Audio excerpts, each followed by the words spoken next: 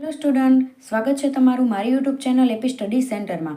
આજે આપણે શીખવાનું છે ધોરણ 8માં બેઝિક પદાવલી અને નિત્યસમમાં સ્વાધ્યાય 8.4નો પ્રશ્ન નંબર 2। સ્વાધ્યાય 8.1, 2 અને 3 ઓલરેડી અપલોડ થઈ ગયા। આ વિડીયોના લાસ્ટમાં તમને બધાનું પ્લેલિસ્ટ મળી રહેશે, તો પ્લીઝ સ્ટુડન્ટ આગળના વિડીયો જોઈ લેજો। ચાલો શરૂઆત કરીએ પ્રશ્ન નંબર 2થી। ગુણાકાર શોધો। હવે આવા જ દાખલા આપણે આગળ પણ શીખી ગયા પ્રશ્ન નંબર 1માં, તો અહીંયા પણ એવી જ રીતે કરવાનું। બે કૌંસ આપેલા છે, બે પદ આપેલા છે, તો પહેલા કૌંસનું પહેલું પદ તેની સાથે બીજો કૌંસ આખો, પછી લેવાનું બીજું પદ અને બીજો કૌંસ આખો। તમને ડાયરેક્ટ આવડે તો ડાયરેક્ટ પણ કરવાનું। 5 તરી 15 પ્લસ, હવે 5નો એક્સની સાથે ગુણાકાર તો શું થાય? 5x માઇનસ 2x નો 3 સાથે તો 3 દુ 6x પ્લસ માઇનસ માઇનસ અને 2x ની અહીંયા 1 ઘાત, અહીંયા પણ 1 ઘાત, તો કેટલી થઈ જશે? 2 ઘાત થઈ જશે। સમાન પદ હોય તેનું આપણે સાથે સાદું રૂપ આપી દેવાનું।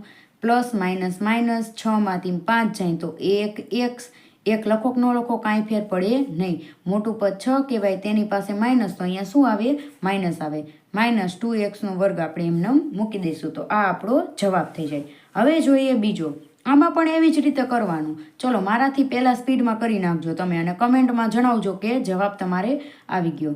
ચલો, પહેલા કૌંસનું પહેલું પદ, બીજો કૌંસ આખો, પછી લેવાનું બીજું પદ અને તેની સાથે પણ બીજો કૌંસ આખો। ચલો, 7x નો વર્ગ માઇનસ xy પ્લસ 7 ગુણ્યા 7 એટલે 49 xy પ્લસ માઇનસ માઇનસ, અહીંયા ખાસ ધ્યાન રાખવાનું પ્લસ માઇનસ માઇનસ આવે। 7y નો વર્ગ, સમાન પદ હોય તેનું આપણે સાદું રૂપ આપી દેવાનું। અહીંયા 1x નો y છે અને અહીંયા 49x નો y છે, જુઓ તમે, પણ પ્લસ માઇનસ માઇનસ એટલે બાદ બાકી થાય, તો કેટલા વધે? 49માંથી 1 જાય તો 48xy, 49 મોટા, તેની પાસે પ્લસ, તો અહીંયા પ્લસની નિશાની આવશે, માઇનસ 7y નો વર્ગ, તો આ આપણો જવાબ થઈ ગયો।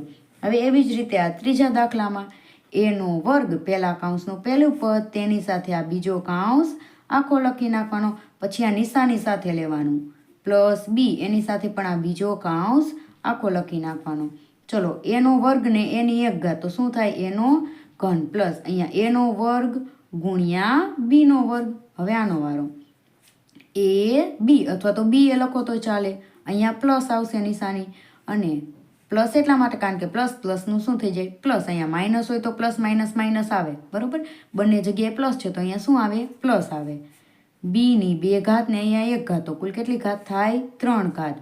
હવે સમાન પદ હોય તો એનું કરવાનું, અહીંયા ક્યાંય સમાન પદ છે નહીં, તો આ આપણો જવાબ થઈ ગયો। ચલો હવે આપણે જોઈએ ચોથો દાખલો। એમાં એવી જ રીતે કરવાનું।